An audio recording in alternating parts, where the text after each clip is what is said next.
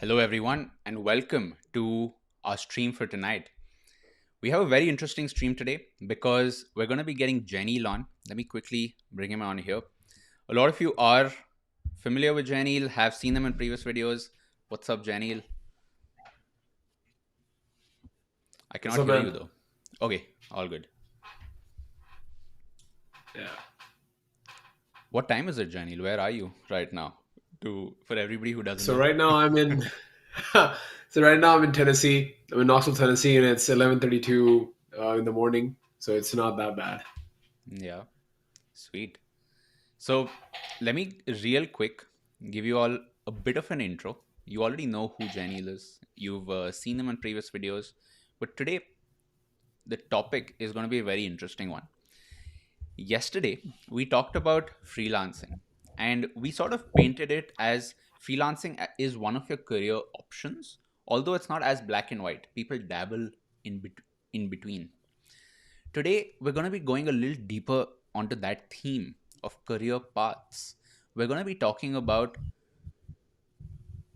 as a designer, when you're designing your career, when you're thinking about what kind of opportunities you want to get into, what can you do, right? What are the different options, or what's the playing field like for a designer? And Jayneil is the perfect person to give you more perspective on this. Here we go. Because Jayneil has been running something called the Design MBA podcast for a while. Um, by the way, we are going to be launching something. It's not going to be this, okay? This is going to update tonight with a special thing that we're planning, all right? We're planning a free course for all of you, so please stay tuned for that if you're interested in the business of design. But Jayneil, you've interviewed a bunch of designers over the past couple of years, and I want to understand from you, what's your interest behind it? What's the background? So basically, the idea goes around this concept that there at a certain point in your career as a designer, you want to grow, you want to learn from other people, and the traditional way that happens is you go to an MBA school and you pay the money. $200,000 is what because I went to MIT. I went to MIT. I had a friend from school Went to MIT? What does go there, and went to I MIT mean? Did you enroll in MIT, or do you visit? What no, is I it? went to visit her. I went to visit her, and I like after school we just like disconnected, and I'm like, oh my god, we went to school together, and you're in here, and let's meet up, and we did that, and it's like for MIT itself, like it was the tuition fees, and you have to count like the living expenses. And when you go to the expensive MBA programs, you travel as well. Like there's all these trips. So she's like, "Well, it's about $200,000 the cost." And I was like, "Damn!"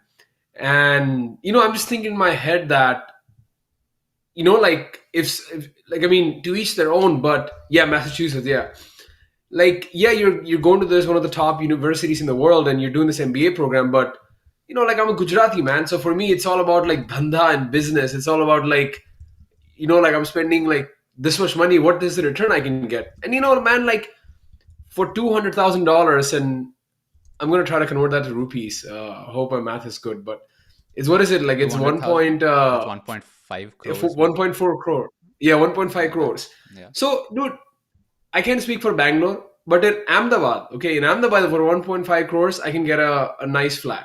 I mean, maybe not the best of the best, but Maybe I in can get a Bangalore nice too. flat. I don't know what kind of flat, but yeah, for sure.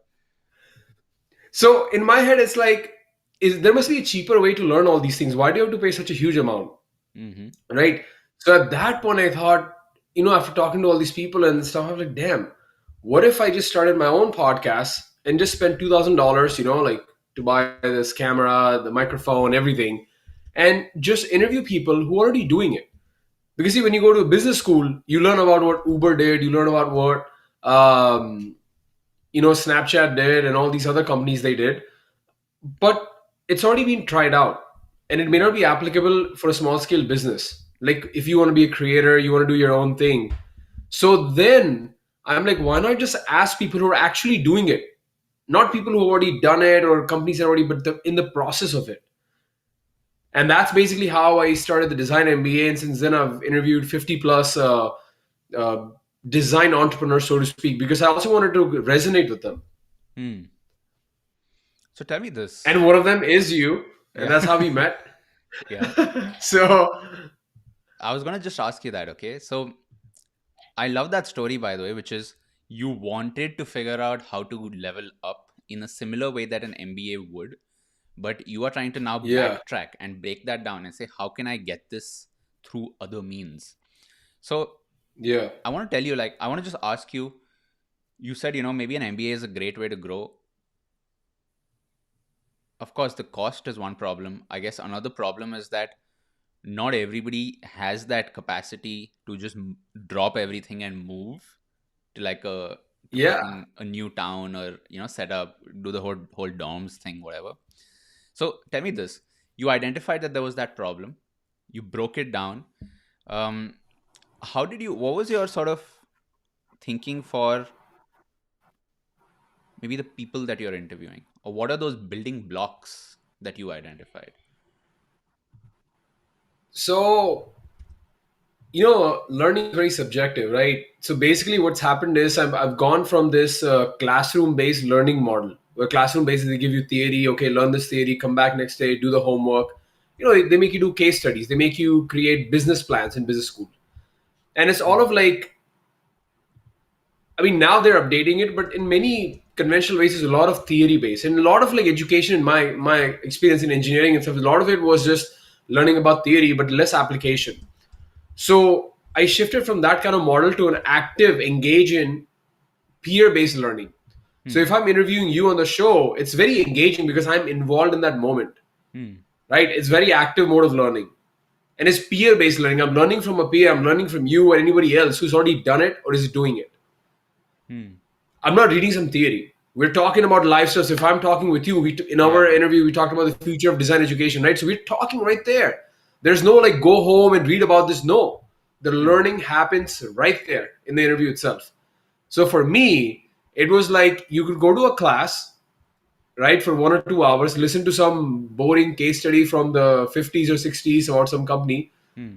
or get on a podcast interview for 1 hour and learn in that 1 hour. So for me, Yeah. I picked people that I was inspired by. So let's say that someone built a website, So let's someone take some was examples. as I a would love I would love some stories of some people who just blew you away. Some designers who are doing some super interesting stuff. oh man, Like there's maybe pick one or so two, and many maybe I can people screen like. share too. So one of the ones that blew my mind away is Anil Reddy, Mm-hmm. and um, the reason I really resonated with him because I've interviewed people from all different For like everybody countries all around the who's world. not familiar, Anil Reddy is the founder of Lollipop Design Studio. They're based in Bangalore. Yeah. So, he grew up from very humble beginnings. Like, he literally mentioned in the show that at one point, after death in their family, they literally didn't have anything. Like, they were living hand to mouth kind of thing. It was very bad. And this guy had to do, like, he literally was mopping floors. He got a job in this school where he was basically just mopping floors at night, right? Just to make ends meet. And when you hear that kind of hustle, that you're doing any job that's available, you're doing anything that's possible just to make the ends meet, just to survive to see another day and support your family. Like that amount of sheer hustle, like I felt chills go down my spine when I was interviewing him. Like from that point to creating one of India's, top design agency, Hmm. it's so humbling to hear Hmm. that whole story. So for me, um, that listening to that story really like I Hmm. was just like I didn't know what to say to him. I was speechless. I was literally like the interview was going on and I'm like, and I had to tell my podcast producer like, hey, you need to like cut out that like moment where I'm just like. Yeah. Tell me some more, So bro. Give me a wide perspective. Like, how many interviews have you published so far? By the way, I know you've recorded a ton, but so how many have you published? our record is published maybe 31 right now. Yeah. So give me like a So broad perspective. What are the different types of people? Like agency owners, that's one. So there's some agency owners, there's people like this guy Caleb Kingston who sells his Adobe XD courses and Figma courses on Udemy, Hmm. and he makes upwards of $10,000 a month in recurring revenue. And I was just like, when you hear these numbers, a lot of these people shared with me their numbers, right, publicly. You can listen to the episode, and you're like, damn, Udemy में course बेच के इतना पैसा, and Tell me some more. it Tell me it some opened more. up. And Let's go broad. Let's go broad. Like so rapid that was fire. Tell one. me some more. I want to know what the So field that is that for was one. anybody who hasn't, explored this. Some I cannot disclose the numbers, but some are talking about like starting their own agency, selling that agency. So that was like way like completely the extreme end. Some folks talked about like Seth Colin created a sketch plugin and generated now I think upwards of $40,000 in revenue over the past 3 years. Yeah. So that blew my mind away. Matt T. Smith created his own shift nudge course, which in his own way is making pretty good money. So, and then of course you told me about UI sources and the revenue, passive revenue is generating for you. So being able to talk to all these people and their journey, and now we're I just mean, talking dude, about money, right? But let me talk for about a few me, too. Let me talk about a few too. Sorry to interrupt. yeah, Dude, you spoke to yeah, go ahead. you spoken to Craig Mod, who's an investor in Figma, Yes, right? I don't know why you're skipping yeah, these. I really want you to speak about this, but Craig Mod, for example, a designer turned investor, right? Um, the theme of today's episode is career paths, but more than career paths, we're yeah, trying to just figure out as a designer, you have a certain skill set. That skill set is yeah, definitely useful for building products, but it can also be useful for true, building side hustles, building businesses. yeah. So to give you all some perspective, Dude, yeah, the go on, go Craig on. Mod episode, I know I skipped it, but mind blown. I mean, there's some facts he revealed that I cannot state publicly, but um, he worked at Flipboard. That's where he met the Figma founder, and from there he wrote the angel check into Figma. Yeah. And I was like, my God. And one of the things he told me was this idea that you want to save now and invest now to buy your future freedom. Hmm. He said that at some point because his living expense is very low. So like he was staying in Japan, and dude, Japan is a very expensive city, and he was getting by like on $10,000 or $20,000 a year. That's it, including food and accommodation. He was living Hmm. very cheap, and he would get like one big freelance consulting gig for a few months, and that would pay for the entire year. Hmm. And he told me about this thing where like right now he publishes books and does all these things, and he's able to do that because he's saved up significantly, invested significantly. So he told me that, dude, you Yeah. can invest now, save now, so that a few years from now you can work on products that you care about. Hmm. Let's say you're like, dude, I just want to make rangolis, but like, dude, I mean, it's very hard to make a living just doing rangolis, right? Hmm. But if you have the money invested, if you have done well in the couple of years, and then you can choose to pursue rangolis just because you want to, man. There's no pressure on you. Hmm. Very interesting. Very interesting. So let's switch gears a bit, okay? Um, let's talk about your. Um, I mean, I let's talk about the five. Um, let's talk about in general for somebody who's a beginner to this. Okay, let me phrase this properly. Yeah, Somebody who's a beginner to this, how do you recommend they get started? How do you recommend that somebody who wants to get into business get yeah. into this kind of stuff? Where do they start? Yeah. Well, this is a very shameless plug, but of course, I will say start listening to the Design MBA. Subscribe to the Design MBA YouTube channel. But talk That's where about I'll the be posting a lot skills. of the Break interviews it and down stuff. for me. Yeah. But the skills more so is it's see, as a designer, everyone has that understanding of business in some capacity, but it's just this world we're not used to. So the skills that it requires, first of all, is a lot of these are soft skills that are involved in a way, Mm. and these are mindsets. I like to call them mindset strategies, so to speak. That and this is because like I was just told you about like I launched the EMA course, and that's where I focus on a lot of these strategies So by the way, and to alter your mindset. real quick, um, Tell me more about this email course. Actually, go on. I Yeah. want to show something. Yeah. So in the email course, what I wanted to focus on this exact same thing you said. I was focusing on the same problem. I said, there's so many designers around the world. Why can they not?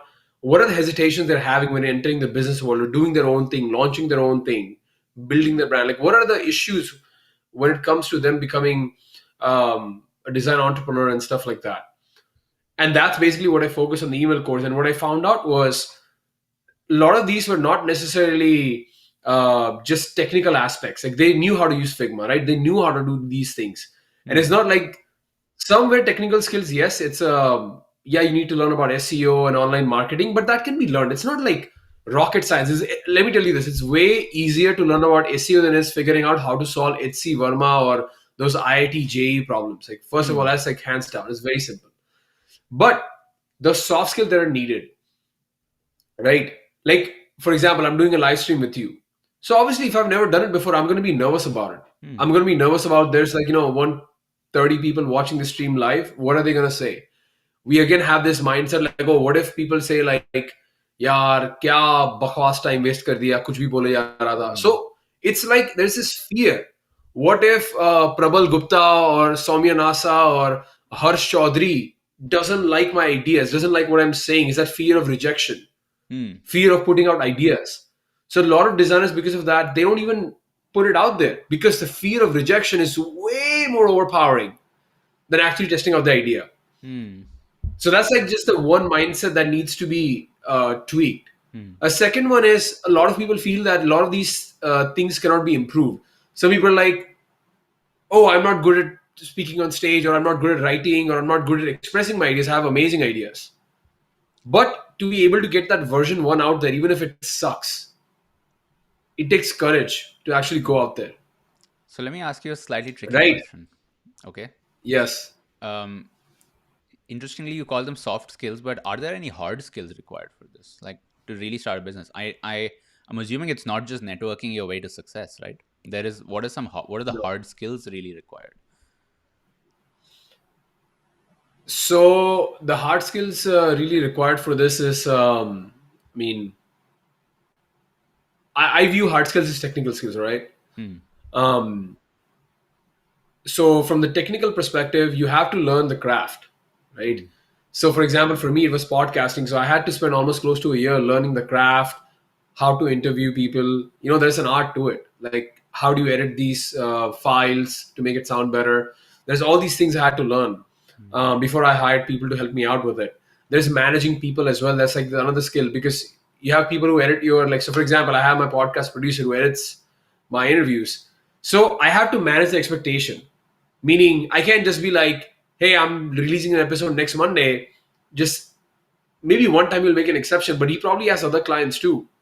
So I have to be Hmm. smart about it and manage those relationships with him, incentivize people to work with me. So there's all these other things. Then I have to teach myself the skill how to edit a podcast because what if tomorrow he falls sick?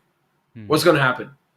So I can't just be someone I'll hire everyone for everything. I have to learn the basics of it myself. I had to learn myself, teach myself SEO.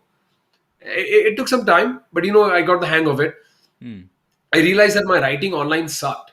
Like, so I had to teach myself for a couple of months how do you write online in a persuasive way, Hmm. right?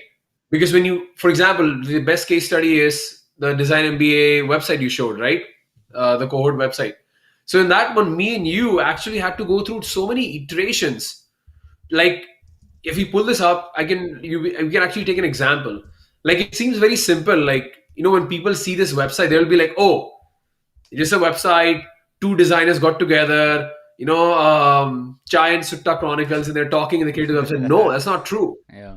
Like, I mean, it's not true. I mean, we spent 3 hours. We spent goddamn 3 hours. This is not even that. Just this one call, we spent three 3 hours hours. on one session. But this was Not like even we didn't even this is finish one it. session.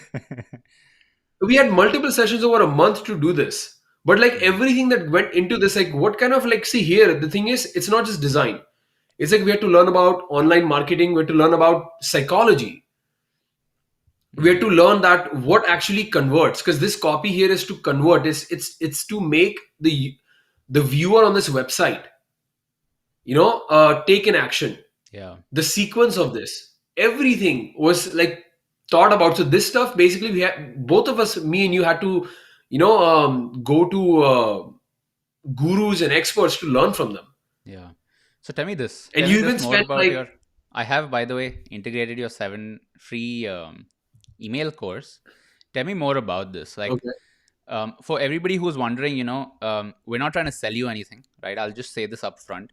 yeah. Our cohort, this we might eventually be a cohort, but we're still iterating towards that process. But for now, one of the experiments that we're running is this free email course, and you have some streams coming up. So maybe talk about that a bit. Oh hell yeah. So the idea basically is that I would get a lot of emails from people who listen to the podcast, that the same question, like, okay, how do I start now? What do I do next? I mean, I've listened to this interview with Craig Mott, with Abhinav, and all these people, but now what do I do? What is, how do I level up? How do I grow in my career? And from that perspective, I really started thinking about this problem, that how can I,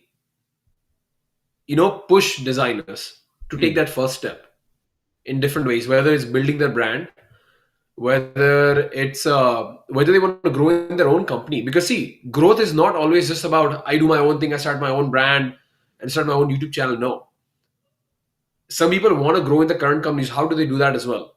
Hmm. And we talked about the hard skills and some soft skills. To grow as a designer, there are some soft skills you have to learn and there are some hard skills you have to master. Hmm. So then we talk about that in the email course. Hmm. So literally it's like a 7 day, very action packed. I wanted to keep it short and sweet, but my focus was not on teaching like how do you do this all the way, right? That's what Hmm. we can focus on the streams. But it was just like open your mindset, like, hey, this is even possible. Because only when the mindset is open, like, hey, something like this exists or this can be done, then we can actually talk about how to do it. So what Hmm. I focus on is the why. Hmm. Like someone might be like, oh, I have all these ideas, but I don't care if people listen or not. I don't want to share them online. Hmm. So I need to tackle first the why. Like, why do you need to like share this online first? Tell us, bro. Tell us. I want to know why. I mean, I know you're trying to Yes. get people to, hit the CTA, Yeah. but give us a So preview. here's the thing. Tell me more. Yeah. Here's the why. Here's the why. So it's a body of work, right? It's basically this body of work that you're putting out in the world, and the whole thing is, it's a big global conversation that's happening, not just Hmm. with designers in India, but designers everywhere in the world. So if I'm doing cool stuff, and that's the reason I started the podcast. Like if I was doing a lot of cool stuff, right, but only people at a conference where I was speaking knew about it.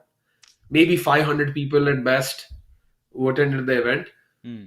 But after the conference was over, and if there was no video published, people didn't even know about it. Hmm.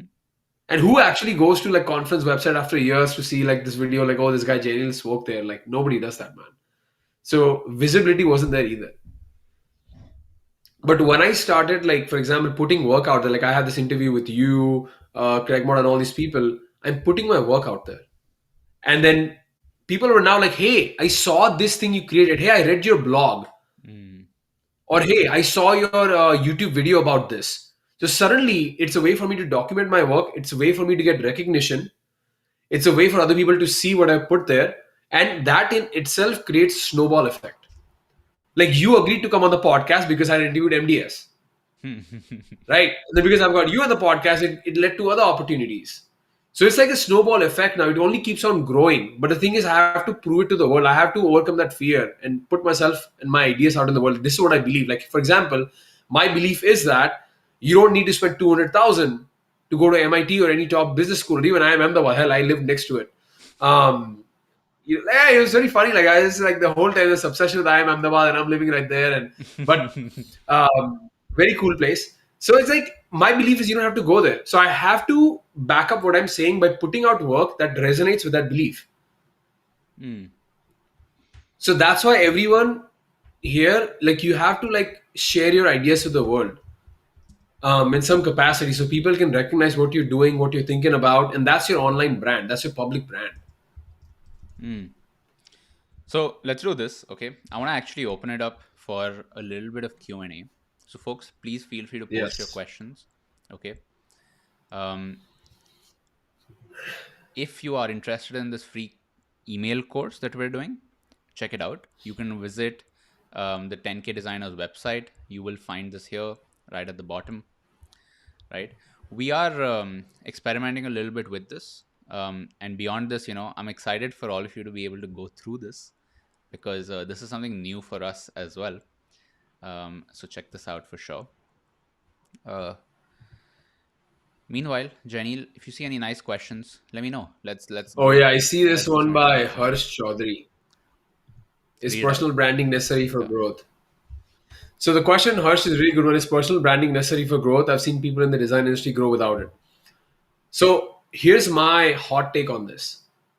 Maybe till now you could get away with it, meaning you just worked at a company for a couple of years, and let's say you got into a company and you worked at Google and you just use that brand name to get by.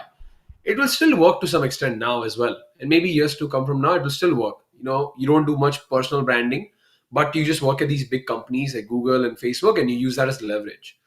But see, internet is really democratizing all these opportunities.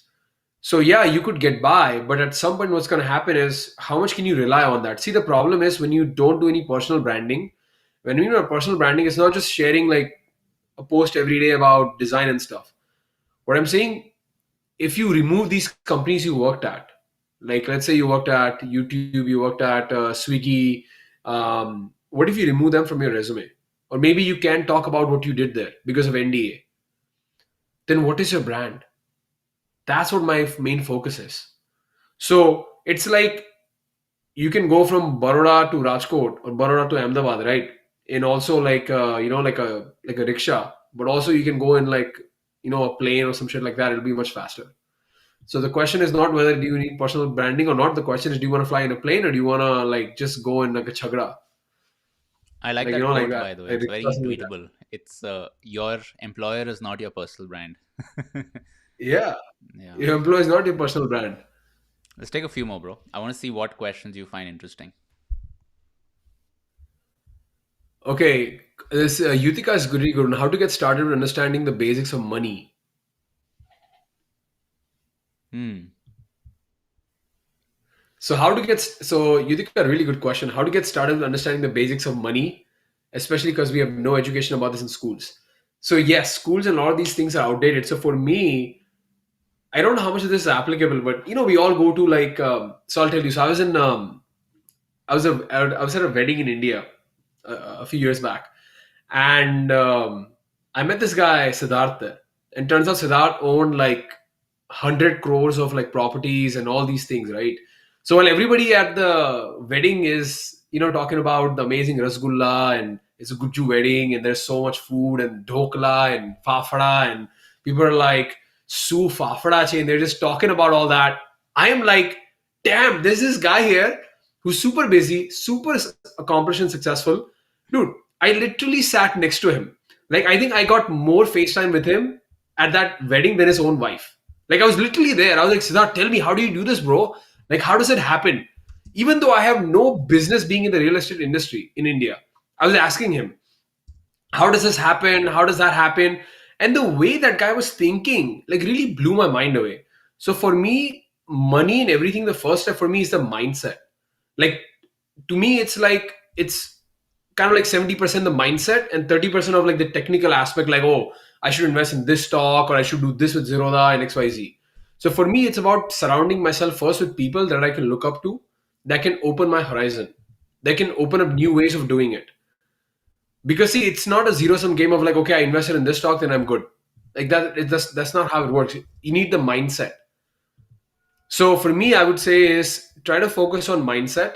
One of the best books that's really transformed my view on finance is the Rich Dad Poor Dad book. So if you find that book in your library or somewhere or just buy it, the Rich Dad Poor Dad, I would highly recommend start with that book because it talks about the mindset. Yeah, another one that I found really useful was the psychology of money, which is more recent. Um, Oh yes, but killer book, very killer. yes, Yeah. 100%. Let's see. Harshit says he just enrolled in the email course and booked his first dose of vaccine during stream. Wow, it's a Look at very that. productive This is stream. like talk about bias towards action. I love it, Harshit.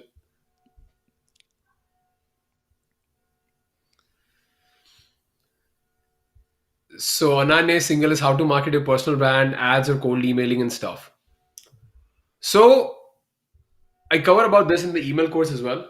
But the thing is, it's a game of chess, man. You have to play the game where it suits your strength. So, for example, someone, let's say if you worked in the ad business for a while and you are familiar with ads, right? You know how to do Facebook ads, LinkedIn ads, and you probably might just do that. And if you have the capital, so to speak. But essentially, here with when we talk about personal branding, we're not necessarily talking about ads because it requires money. And you can't just keep on turning that faucet on 24/7, like throwing out ads, throwing out ads takes a lot of money. With personal brand, we're talking about creating content, creating value for our target people that we want to resonate with. And because of the value we're giving them, right? The email course being one of them, it's a word of mouth referral. Like what Abhinav is doing with streams. He's putting out valuable, high quality content for free. That's what I mean by personal brand, right? Would you say So that's cold a emailing is one part of it. would you say that's a big misconception people have, which they think personal brand is showing off at increasing scales versus it's actually the opposite. It means it's putting yourself second and putting the in some ways you're designing this for somebody else. You are your personal brand, you're not designing it for yourself, you're designing for everybody else. Yeah. So when they come across when paths cross on the internet, when they come across you, are they going to see you as somebody, are they even going to register, number one, that you exist, right? There's hundreds and millions of people on the Yeah. internet, billions actually, I don't know why I said hundreds. Yeah. Are they even going to register, right? And the way you do that, the way you actually figure that out is by providing value, which is a big misconception, I feel. But what do you feel about that? I think I'm thinking about some examples. So, like, I went to Nirma University, and a lot of people may know or may not know this university. But what people do know is like this washing powder Nirma, washing powder Nirma. So, the guy who started that soap company started the same college where I went to. Hmm. So, before you saw all the commercials and stuff on TV, it was literally him making this soap. He basically wanted to make a soap that household people can use to like clean clothes at a very affordable price.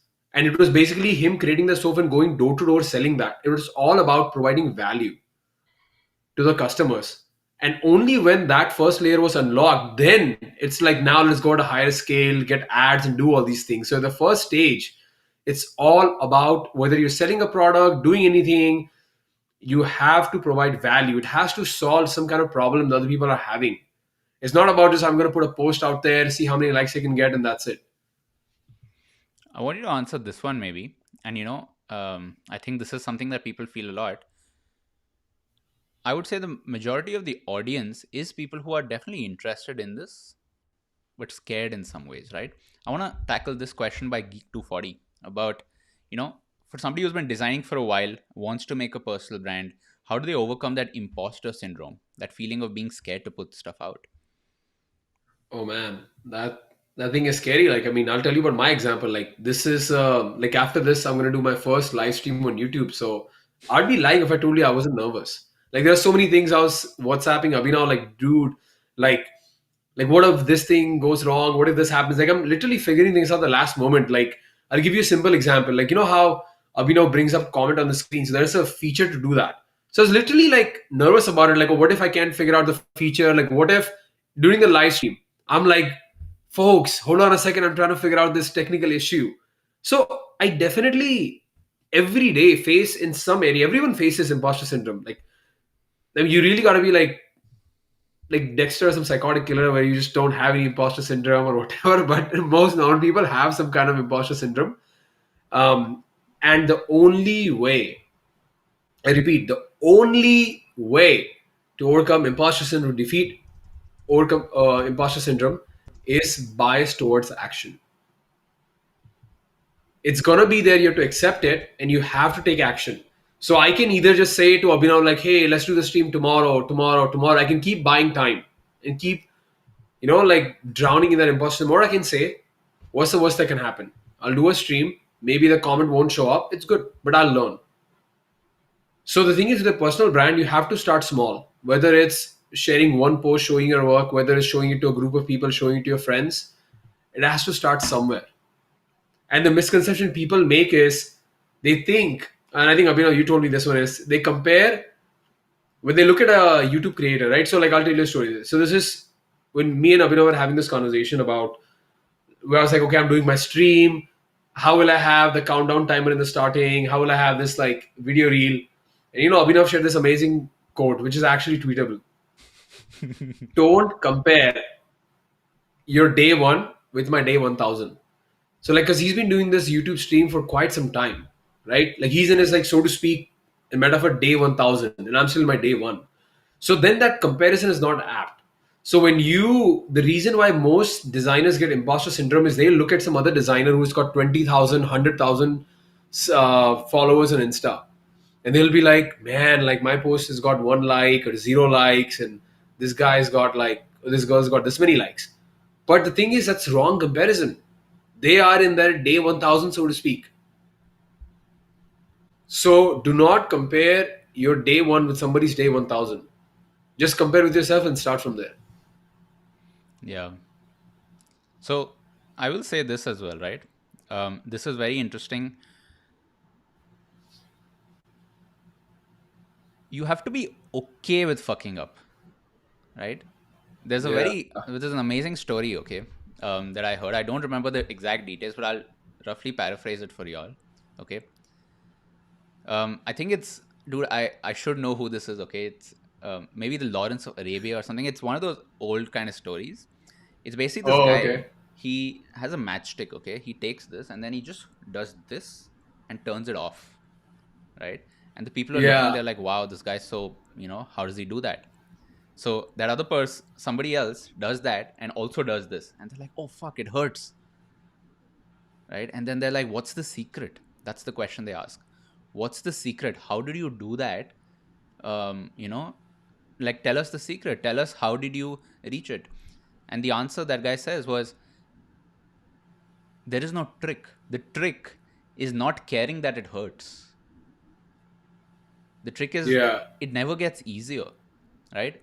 It gets Yeah. more comfortable maybe when you, through repetition, once you do more of it, but it always hurts, right? Even today, when you and I are doing something new for the first time, we're not super confident. um, we are super confident in some ways, but we know things Yeah. can get fucked up. But the thing is, we're not trying to avoid failure.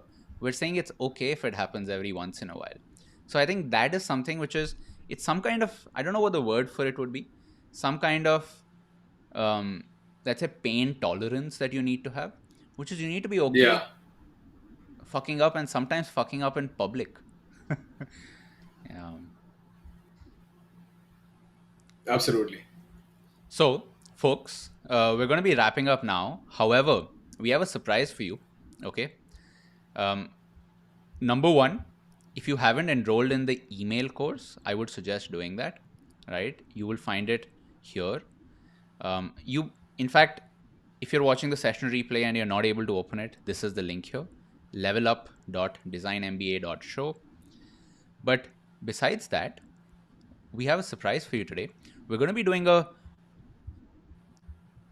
bonus session. We're going to be doing a bonus session with Jayneil right after tonight's session, or maybe a bit of a gap. Let you Yeah. get some water, some snacks. But we're going to be doing this session on Jayneil's channel. You will find the link in the description. Here we go. All right. So we're going to be doing this is, folks. By the way, I mean this is so meta. It just hit me right now. We're talking about we're talking about how do you get started, how do you um, deal with imposter syndrome, how do you do all of that. Literally right now you get to experience Jayneil go through this journey together with you, right? Which is, you get to see Jayneil literally have a live stream here for the first time ever, right? And the way to make progress is to do experiments, to actually fuck up. So this stream, it's starting in about, I think, 18 minutes from now. Yeah. Yeah. You'll find the link in the description. If you're interested, you want to go a little deeper into this stuff, do check it out. If you think Jayneil's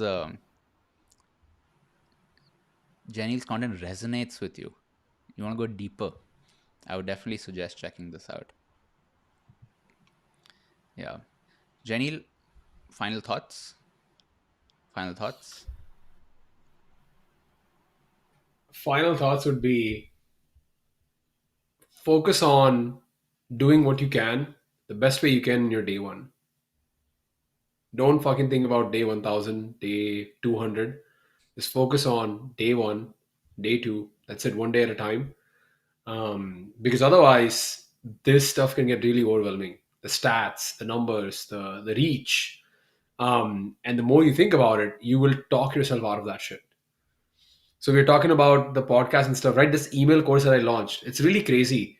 But exactly a year ago, when I was having that interview with MDS, when I asked him for that advice, like how do I overcome the imposter syndrome, he said, dude, don't fucking take 1 year to launch this email course. And I literally just took almost almost a year to come out. But that's what I'm trying to tell you is like it's now out there. So take that first step. Don't think too much about what's gonna happen and stuff. Like I'm not thinking about it. I just did the email course, it's live. Now if like two people sign up, 2,000 people sign up, doesn't matter. It's an act of creation. Just put it out there. Yeah. Awesome. So, see you all in the next stream. Okay. We will Yeah. be returning on Monday on this channel. But if you want to check out some of Jayneil's streams, he's doing one right after this. So, check that out. You will find the link in the description. See you, Jayneil. Best of luck with your stream. Thank you. Thank you, my friend. Thank you, everyone.